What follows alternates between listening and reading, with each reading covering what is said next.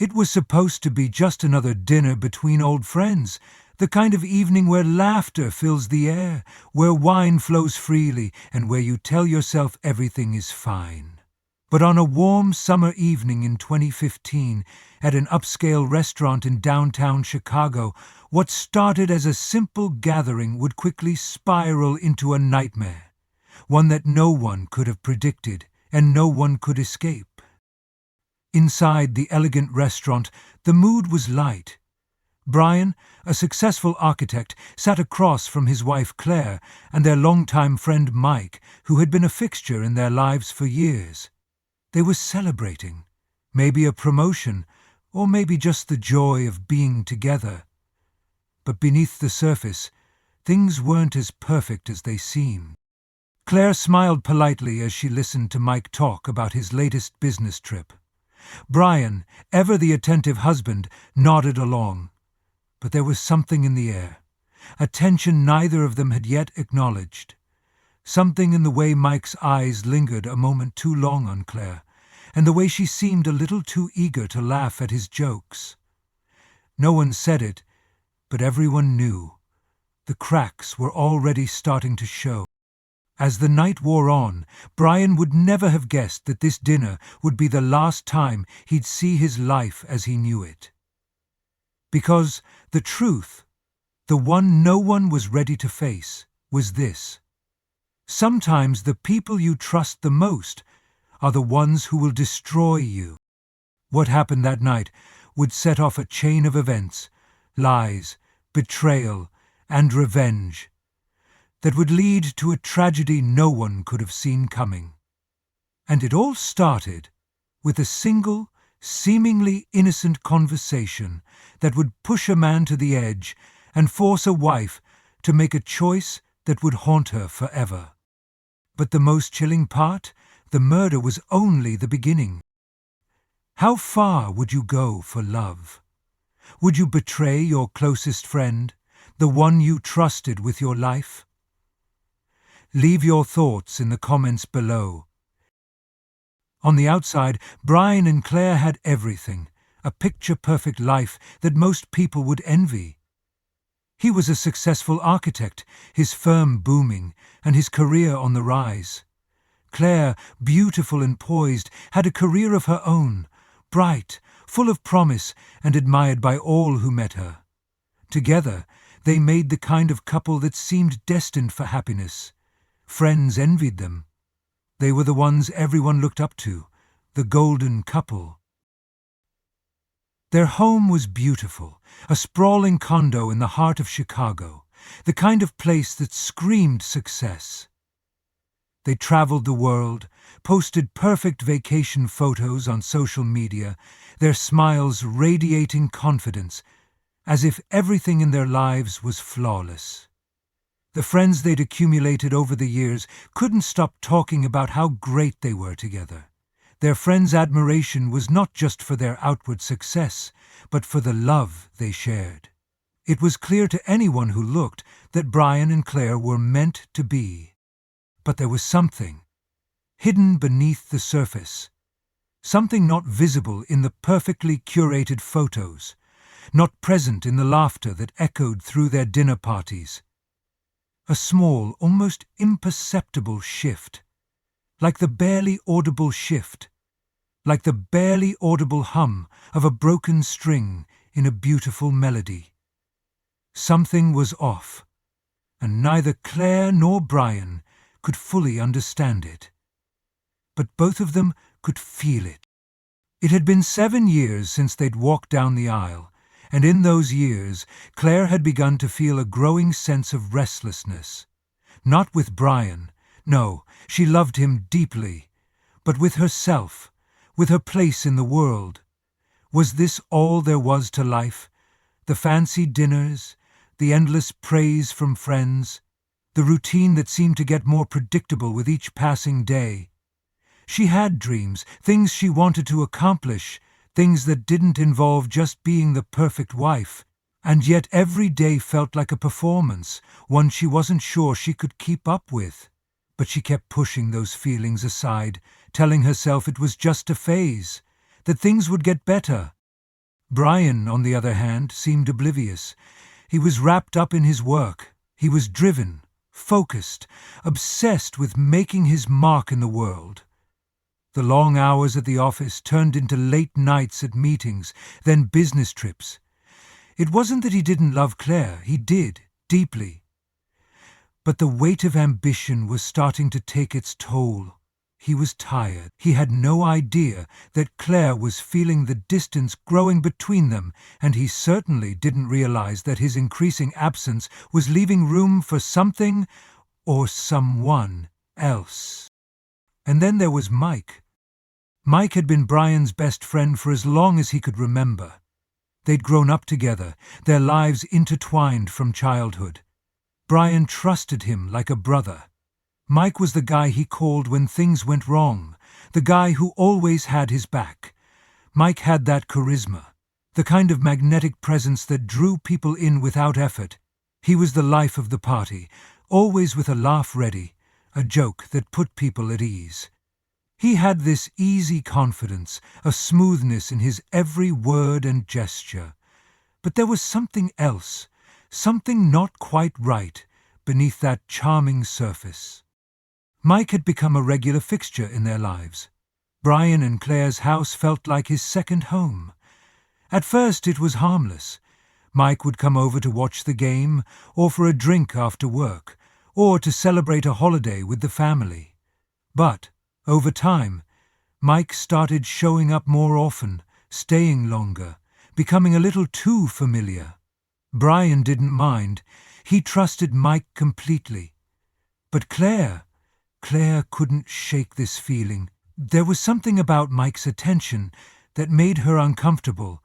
It wasn't obvious, not at first, just small things. The way he'd lingered a little too long when he greeted her, the way he'd complimented her more than what felt appropriate, the way he could make her laugh and feel like the only woman in the room. Claire tried to ignore it, tried to tell herself she was overthinking, but deep down, she knew. There was something about Mike's presence that wasn't quite right, and yet she couldn't quite put her finger on it. She found herself drawn to him in a way that she hated to admit, but she wasn't sure if it was the friendship or something deeper. Brian saw Mike as a brother, but Claire felt something shift whenever Mike was around, like an unspoken tension hanging in the air. Could it have been jealousy, or was it just her intuition telling her something that her heart didn't want to believe? Can you feel it? The tension in the air.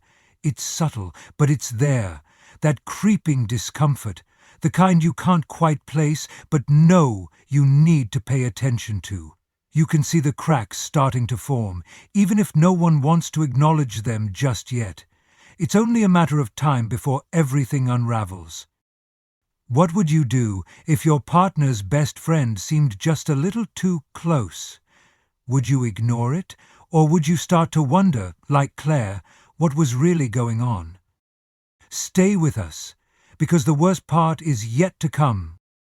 It all started so innocently, or at least, that's how Claire tried to convince herself. A few stolen glances, lingering conversations that went on a little too long. At first, it was nothing more than friendship. Mike was always around. He was Brian's best friend after all.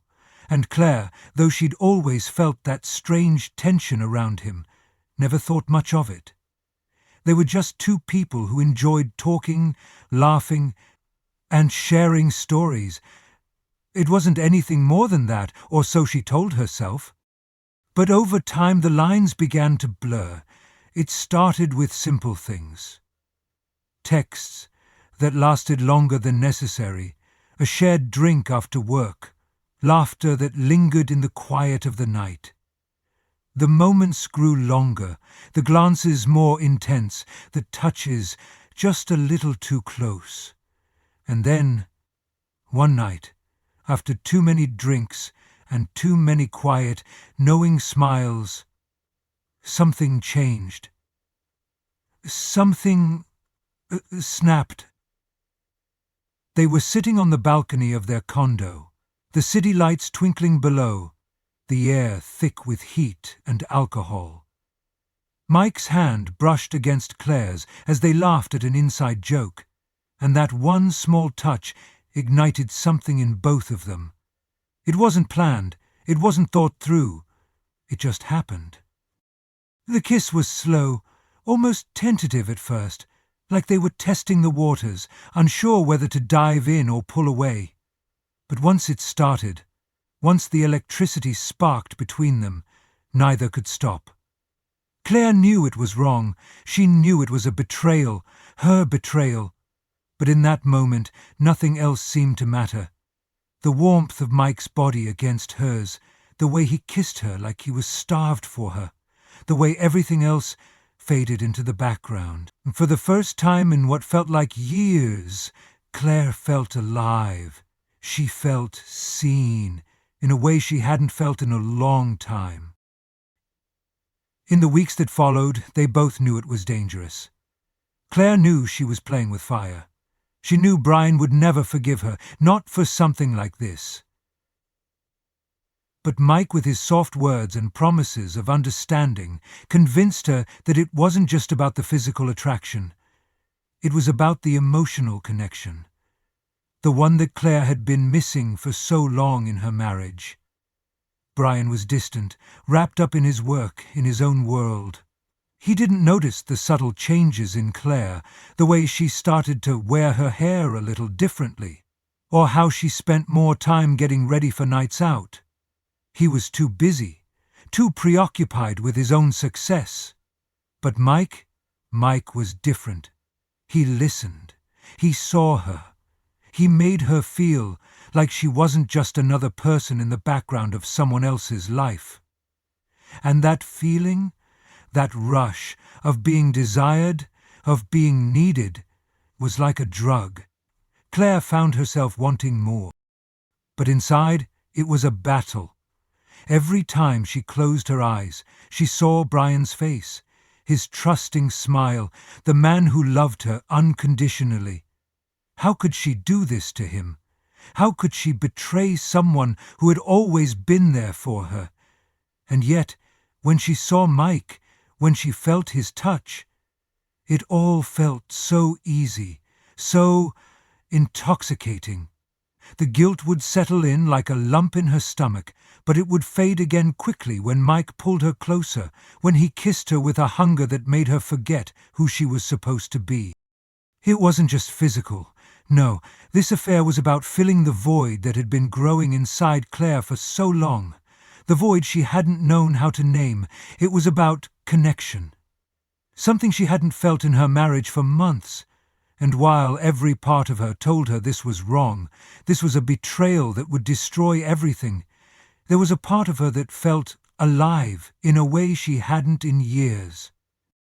As the days went on, Claire's life began to fracture in ways she couldn't hide. She lied. She lied about where she was going, about who she was with. She stayed out late, taking longer work calls than she ever had before. Her behavior started to shift. She became defensive when Brian asked her questions, snapping at him when he noticed she was acting strange. It wasn't like her. He didn't recognize her anymore, and the guilt gnawed at her every time she saw his confused face. But the pull of the affair, the excitement of sneaking around, of living in secret, kept her coming back to Mike. The secret felt heavy. It weighed on her like a dark cloud that followed her everywhere, but it also felt exhilarating. The adrenaline rush of hiding something from Brian, of living in two worlds at once, was almost addictive. Every time Claire met Mike, every time they shared a moment together, the world outside seemed to disappear. But when she went home, when she faced Brian's warm smile, that guilt would rise up again. It was a vicious cycle, one that Claire knew would only end in pain, but in the moment, she couldn't stop herself. It was only a matter of time before everything came crashing down. What would Claire do? Could she keep up the charade, hiding the truth from the man who loved her? Or would the weight of her secret finally destroy her? You see the pressure building, don't you? You can feel it, the tightrope Claire is walking. How long can she keep the lie going, and what will happen when it all comes crashing down? Brian could feel it. He couldn't put his finger on it at first, but it was there. Something in the air, something off. It started small, little things at first that didn't seem like much. Claire wasn't bad, but she was distant, more distracted. It wasn't like her. At dinner, she would stare off into space, her mind elsewhere, or she would snap at him for no reason at all. And then there were the nights. Those nights she would tell him she was staying late at work. Only, he didn't see any evidence of it. Her phone would buzz incessantly, and she'd pick it up quickly, always looking around before answering, like she didn't want him to see. And whenever Mike was around, it was like there was an invisible wall between them. He could see it. It was as if she wasn't quite herself when he was near. Brian tried to ignore it. After all, they'd been together for 7 years. He trusted Claire. He knew her, or at least, he thought he did. But the feeling wouldn't go away. The doubt gnawed at him, growing stronger every day. He could sense the growing divide, the space between them that he couldn't seem to fill, no matter how hard he tried. And then, one evening, as he was coming home from a late meeting, he overheard something that would shatter everything. He had just walked through the door when he heard Claire's voice. It wasn't a normal conversation, but a whispered exchange that made the hairs on the back of his neck stand up. He froze, his heart racing, his hand still on the doorknob as he listened. "We can't keep doing this, Mike. It's getting too dangerous. I can't keep lying to him. I can't keep pretending." Brian's blood ran cold. He didn't move. He didn't breathe. He wanted to scream, but his throat was tight, constricting as the truth hit him like a ton of bricks. Mike's voice followed, low and comforting, but to Brian it sounded like the voice of a traitor. "I know, Claire, but we don't have a choice. You're mine now. You've made your choice." The words echoed in Brian's mind. "You've made your choice." A cold shiver ran down his spine as the full weight of the betrayal crashed down on him. His best friend, his brother, and his wife had crossed a line, the line he had never thought possible. He didn't need to hear any more. He had already heard enough. He turned around, his stomach in knots, his world tilting on its axis. He couldn't bring himself to confront them right away. His mind was a swirl of disbelief, anger, and the sickening feeling of humiliation. His closest friend, someone he had trusted with everything, had been lying to him, had been betraying him in the most intimate way possible. And Claire, the woman he had loved and built a life with, had made the same choice. She had chosen him. The next day, Brian confronted her. The words came out in a rush, jagged and raw. He asked, no, demanded the truth. There was no more hiding behind polite smiles, no more pretending everything was fine. His voice was unsteady, but the pain in it was unmistakable. "Claire, are you sleeping with Mike?" Her face went pale. She froze, her mouth opening and closing like she couldn't find the right words. He could see the guilt in her eyes before she even spoke. She didn't deny it at first. She didn't defend herself. Instead, she just crumbled in front of him. "I never wanted to hurt you, Brian," she whispered, tears welling up in her eyes. It just happened. I didn't mean for any of this to happen." Brian's chest tightened, the hurt more painful than anything he could have imagined. The woman he loved, the woman he had stood by, had thrown their marriage away like it meant nothing. And it wasn't just her. It wasn't just the affair. It was Mike, his best friend, his confidant, the one person who had always promised to have his back. And now Mike had taken the most important thing from him. His love, his trust, everything. Brian's world began to collapse around him. Every conversation, every laugh, every moment with Mike playing in his mind like a sickening replay. How long had this been going on? What had Mike said to him behind closed doors? What had they shared that he'd never even seen? The questions raced through his mind, each one more painful than the last. The rage hit him like a wave. It was primal, consuming. He wanted to scream, to throw something, to hurt them the way they had hurt him. He felt humiliated, not just by Claire, but by Mike too, his closest friend, the one he had trusted more than anyone, had stabbed him in the back in the most unforgivable way. He was angry at himself for not seeing it sooner, for letting them lie to him, for believing in a friendship that was built on lies. But more than the rage, there was the emptiness, the crushing emptiness of realizing that everything he thought he knew about his life, about the woman he loved, about his best friend, had been a lie. And no matter how hard he tried, he couldn't undo what had been done. He couldn't erase the pain that was flooding his chest. He couldn't forget that the woman he had married, the woman who had promised to love him forever, had chosen someone else. He looked at Claire, his heart breaking all over again, and for the first time in their 7 years together, he saw her for who she really was, a woman who had betrayed him, a woman who had broken everything they had built. The air was thick with silence. What happened next would change everything. But what could Brian do now? How could he ever look at Claire or Mike the same way again?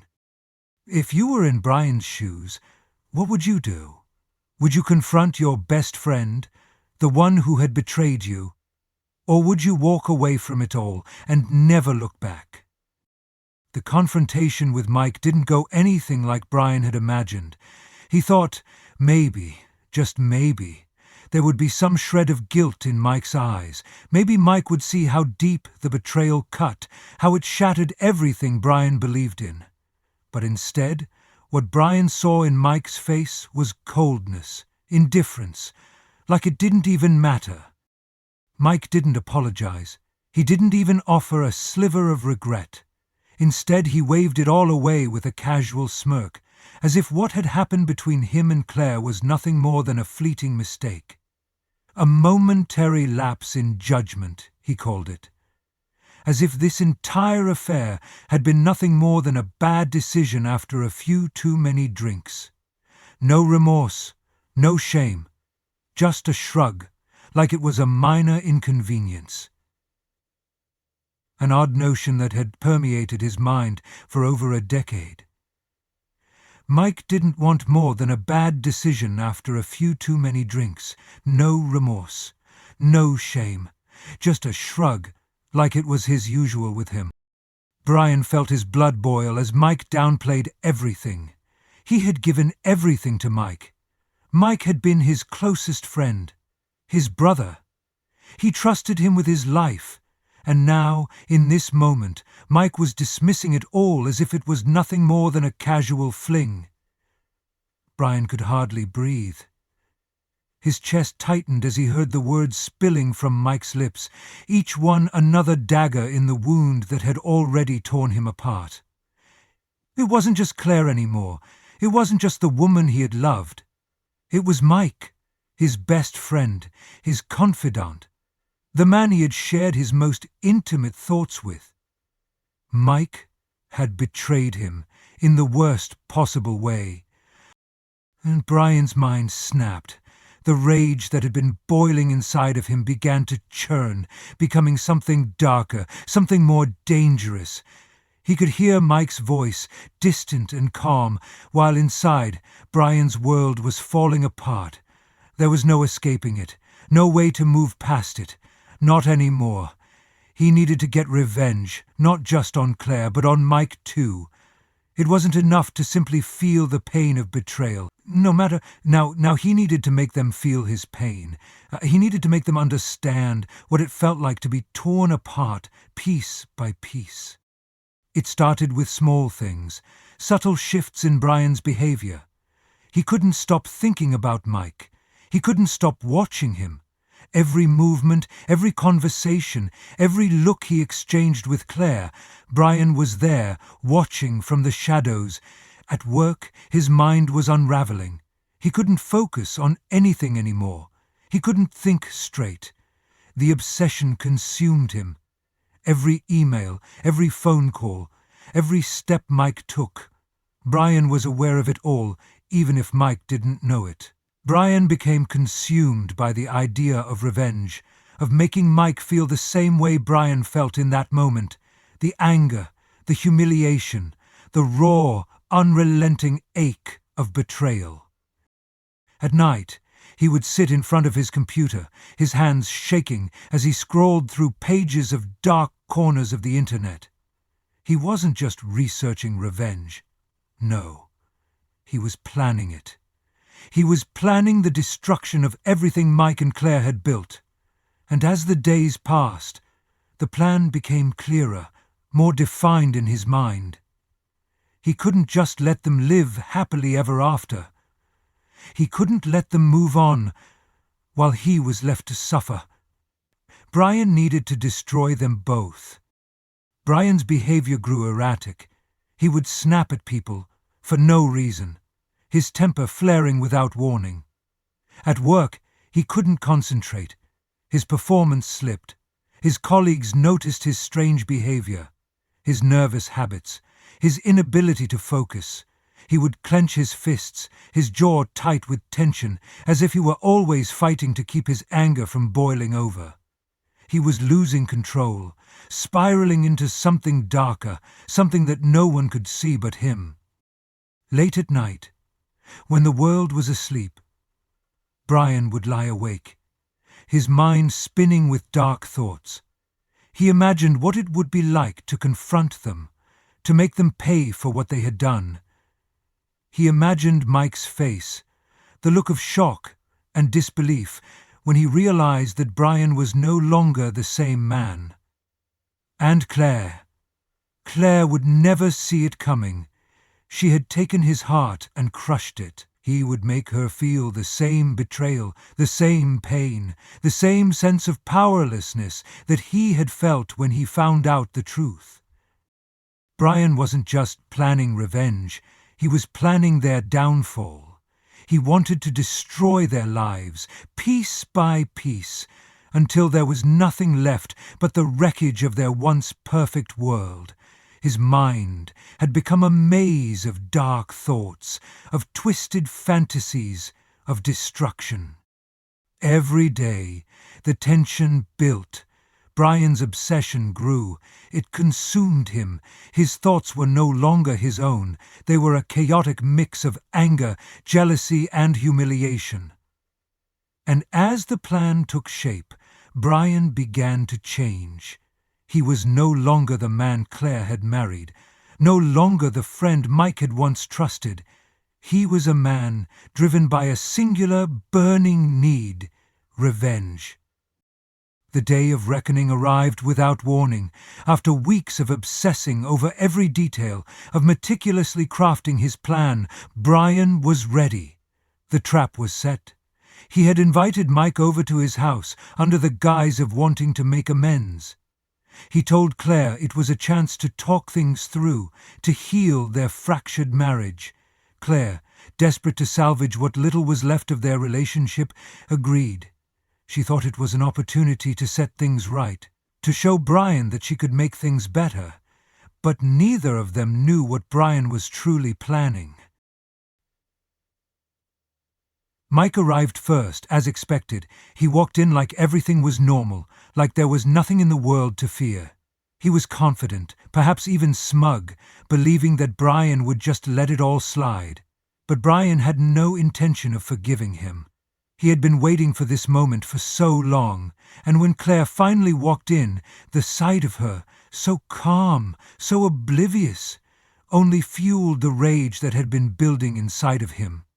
His heart was pounding, his hands trembling as he stood in front of them. The tension in the room was suffocating. He could barely hear the words they exchanged, could barely hear the apologies, the attempts to explain.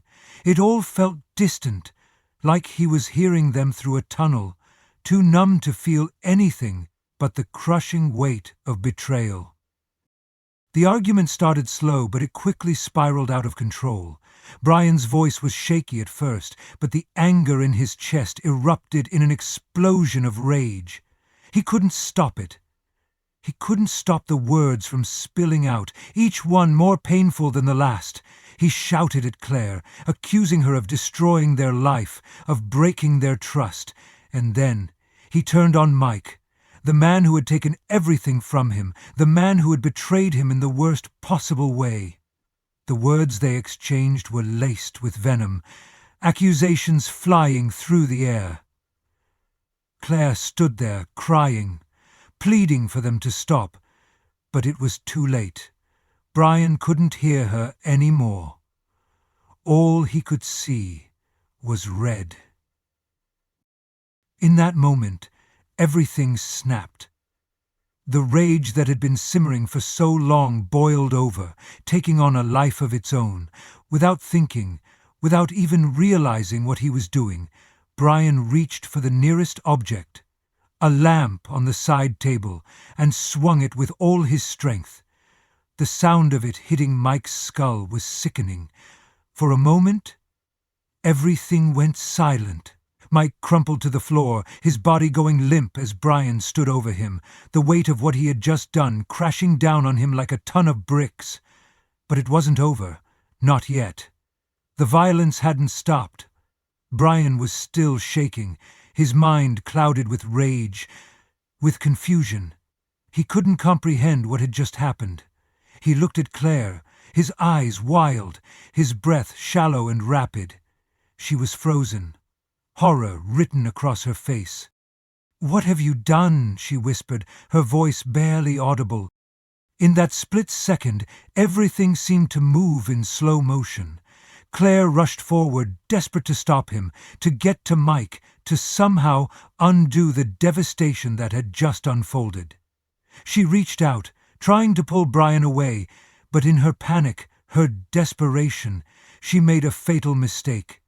As she grabbed his arm, trying to calm him, he turned toward her, the violence still coursing through his veins, and in that instant, the final blow was struck.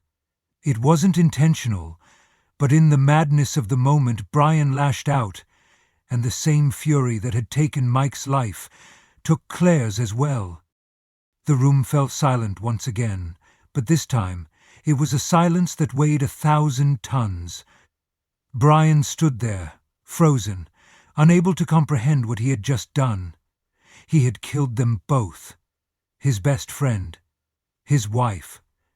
In the heat of his rage, he had destroyed everything. The man who had once been full of hope, full of love, was now nothing more than a shell of himself, standing in the middle of a bloody nightmare he had created. Clara's body lay on the floor beside Mike's, her hand still reaching out, as if she could somehow touch him one last time. But it was over. The life they had once shared, the love they had once known, was gone, erased in a single moment of madness. Brian's breath came in ragged gasps as he looked down at the two lifeless bodies at his feet. He could feel the weight of the decision that had led him here, the obsession, the anger, the need for revenge. All of it had culminated in this moment of unimaginable loss. There was no going back. As the reality of what he had done hit him, the anger faded, leaving behind an overwhelming emptiness. The rage had been blinding, but now all that was left was the hollow echo of what remained: betrayal, violence, and death. He had sought revenge, but what did it give him? What had it truly solved? Brian stood there, staring at the two people he had loved and lost in an instant, unable to process the gravity of what had just happened. The wreckage was all around him, and he was alone. Alone with the consequences of his actions, and there was no escaping the truth. His rage had not only blinded him, it had destroyed everything.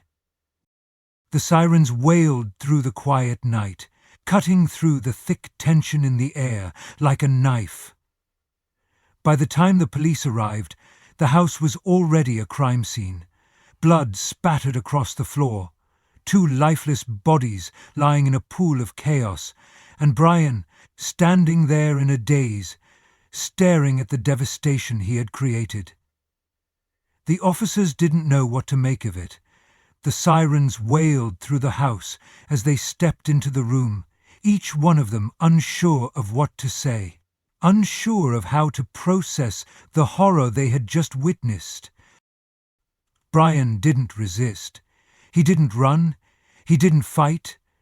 His hands were trembling as he was placed in handcuffs, but there was no fight left in him.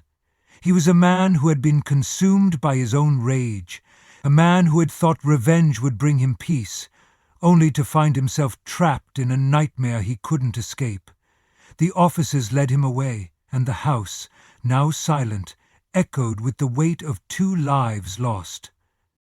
The media wasted no time. News outlets were all over it. An affair, a best friend, a marriage destroyed, and a brutal murder.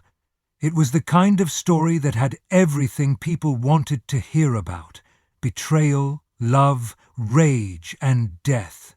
The headlines screamed out the details of the affair, the murder, the twist that no one saw coming. It wasn't just a tragedy. It was a spectacle, something the public could latch onto, something they could talk about in hushed whispers at dinner tables and coffee shops. The twists of the story were sensationalized, dissected by the public, who, like vultures, pounced on the tragedy as if it were a game. Was Brian justified in his actions? Did the affair really warrant such a brutal response? The debates raged on, as if it were a story, not real lives that had been lost. Brian's trial became a media frenzy. The courtroom was packed, reporters scribbling notes, cameras flashing in every direction. People couldn't stop talking about it. Everyone had an opinion. Was he a man who had been pushed to the brink by an unforgivable betrayal? Or was he simply a man who had let his anger destroy everything? The case raised questions about accountability. Was Brian responsible for his actions, or was he a victim of circumstance, pushed beyond reason by the betrayal of the woman he loved and the friend he trusted most? The question that lingered in everyone's minds was this: could anything have stopped him? Could any of it have been avoided? Claire's family was left to pick up the pieces. They mourned the loss of their daughter, their sister, their friend. Gone in an instant. The life Claire had once had, full of promise, full of love, was shattered forever. They couldn't understand how it had come to this. The grief was all-consuming, the pain unbearable. There was no sense in it. There was no way to make sense of the loss, no way to understand how everything had spiraled out of control. They had lost Claire, and they would never get her back. As for Brian, he faced a life sentence. No more business meetings, no more trips to the lake with his best friend, no more dinners with Claire. All of it was gone, stripped away in the wake of his own choices. He sat in a cold, sterile prison cell, the reality of his actions settling in like a weight on his chest. It wasn't a romantic story of revenge. It wasn't justice. It was just loss. All the pieces of his life, his marriage, his friendship, his future, had been shattered in a moment of madness, a moment that could never be undone. The anger, the betrayal, the obsession. None of it had given him what he thought it would. It had only taken everything he had ever known. As time passed, the media moved on to the next big story. But the legacy of this one remained. It was a story of love, of trust, of anger, and ultimately, of regret. 2 people were dead, and for what? For the belief that revenge could heal the wound of betrayal? For the idea that in seeking to destroy those who hurt us, we can somehow fix what's broken inside? The legacy of this case was simple and yet tragic. 2 lives lost in a deadly spiral of rage and revenge. So, what's the ultimate lesson of this story? Could it have been avoided? Was there any way to stop it from happening? Can betrayal ever truly justify violence? And is it possible for revenge to bring peace, or does it only leave behind destruction? Let us know your thoughts in the comments below. Was Brian's rage truly blinding, or was he simply a victim of a broken heart? Could there have been another way? Share your thoughts, your opinions, your questions. We want to hear from you. If you found this story shocking, make sure to subscribe for more gripping true crime stories. This heartbreaking tale of betrayal, love, and revenge is just the beginning. Don't forget to share this video with someone who needs to hear it. Because sometimes, the truth is more disturbing than fiction. And as always, leave your thoughts in the comments below. What do you think? Could Brian have found another way to deal with his pain? Or was his rage inevitable? Stay tuned for our next true crime case, where a small-town mystery leads to a chilling discovery no one saw coming. You won't want to miss it.